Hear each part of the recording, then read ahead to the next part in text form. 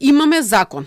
Вака владата се пофали дека конечно го усвоила предлог законот за правична застапеност кој треба да го наследи балансерот од претходната власт. Велат не е донесен на брзина, а се земени предвид и препораките на Венецијанската комисија. Ке се формира координативно тело кое ќе следи дали се применува, а во рок од 6 месеци од носењето ќе мора да се усогласат и други закони. Она што го носи овој закон е дека за прв пат правичната и соодветна застапеност не останува само општ принцип, туку станува законска обврска за институциите. Значи имаме закон.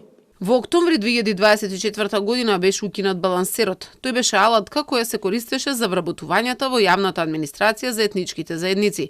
Сега законското решение доаѓа на само ден по протестите кои ги организираа студентите од албанска националност.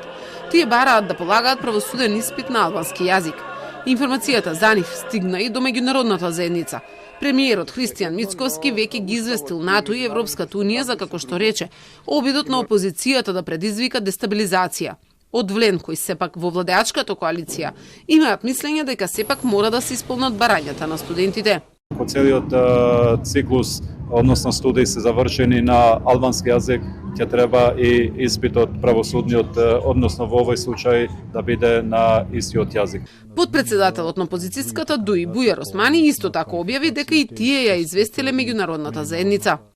Ги информирав представниците на меѓународната заедница за обидите на владата да ја прикаже на извртен начин природата на студентските протести, етикетирајќи ги како партиски мотивирани и создавајќи неточна перцепција за реалноста во земјата. За опозицијската СДСМ пак, поделбите се инспирирани од Мицковски и владата.